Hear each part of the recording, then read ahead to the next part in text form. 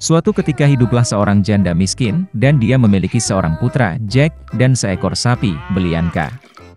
Sapi memberi susu setiap pagi, dan ibu serta putranya menjualnya di pasar, dan begitulah cara mereka hidup. Tapi pernah Belianka tidak memberi susu, dan mereka tidak punya makanan. Ibu memutuskan untuk menjual sapi itu dan membuka toko dengan hasil penjualannya. Jack mengambil kendali di tangannya dan membawa sapi itu ke pasar. Tidak lama setelah dia tiba, dia bertemu dengan seorang lelaki tua yang luar biasa. Dia bilang dia ingin menukar sapi Jack dengan kacang. Dan dengan kata-kata ini dia mengeluarkan segenggam kacang aneh dari sakunya. Orang tua itu berkata kacang ini ajaib. Mereka perlu ditanam pada malam hari, dan pada pagi hari mereka akan tumbuh sampai ke langit. Jack menjadi sangat tertarik dan setuju. Anak laki-laki itu pulang lebih awal. Ibu sangat marah karena dia memberi sapi perah di seluruh daerah itu untuk segenggam kacang yang tidak enak. Tapi Jack ingat kata-kata lelaki tua itu, dan memutuskan bahwa tidak ada yang bisa dilakukan, dan menanam kacang di halaman. Dia naik ke lotengnya, sedih, dan tertidur. Di pagi hari, Jack bangun dan melihat sesuatu seperti pohon besar di halaman.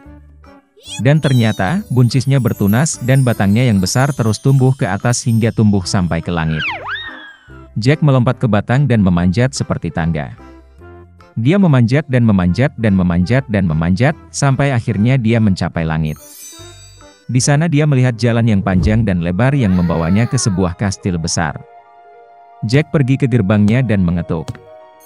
Gerbang terbuka, dan seorang wanita jangkung berdiri di ambang pintu. Dengan gagap ketakutan, anak laki-laki itu meminta sesuatu untuk sarapan. Raksasa wanita itu membiarkannya masuk, tetapi memperingatkannya untuk tidak menarik perhatian suaminya, karena dia kanibal. Dia membawa Jack ke dapur. Tetapi sebelum dia sempat makan setengah dari sarapannya, tiba-tiba seluruh rumah terguncang karena langkah seseorang. Anak laki-laki itu tidak terkejut, dan langsung melompat ke dalam tungku. Dan pada saat itu juga kanibal memasuki ruangan. Yah, dia sebesar gunung. Kanibal mengeluarkan 2 kantong emas dari peti besar dan duduk untuk menghitung koin. Dia menghitung dan menghitung, akhirnya mulai mengangguk dan mulai mendengkur. Kemudian Jack perlahan keluar dari oven, merangkak melewati kanibal, mengambil 1 kantong emas dan bergegas ke batang kacang. Dia melempar karung itu ke bawah, dan dia mulai menuruni batangnya semakin rendah, sampai akhirnya dia menemukan dirinya di rumahnya. Jack memberitahu ibunya semua yang terjadi padanya, dan menyerahkan sekantong emas padanya. Mereka mulai hidup dari uang yang ada di kantong.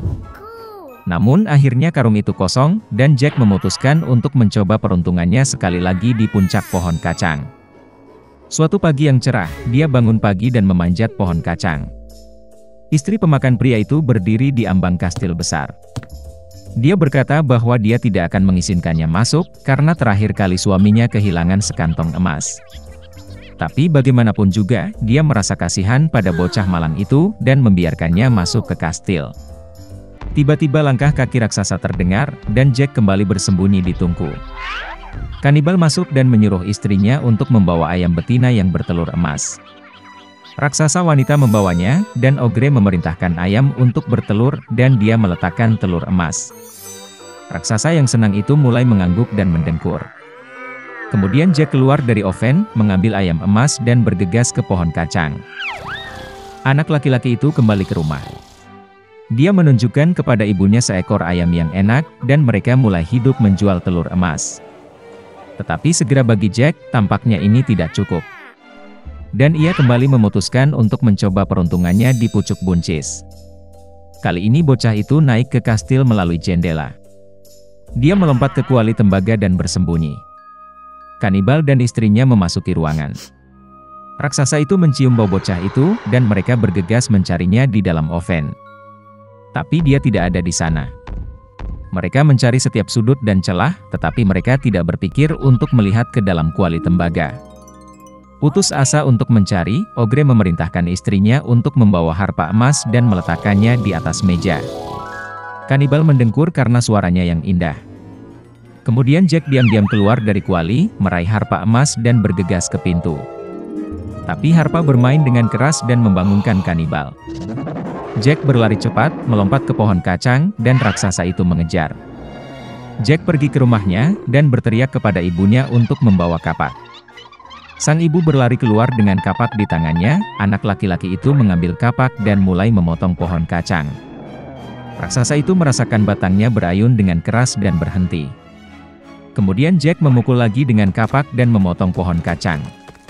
Itu bergoyang dan roboh, dan ogre itu jatuh ke tanah dan jatuh. Sejak hari itu, Jack dan ibunya tidak pernah mengenal kemiskinan lagi. Tetapi anak laki-laki itu sangat menyesal karena keserakahan mereka hampir membayar dengan nyawa mereka. Dia berjanji bahwa dia tidak akan pernah mencuri lagi dan akan bekerja keras untuk kebaikan keluarga.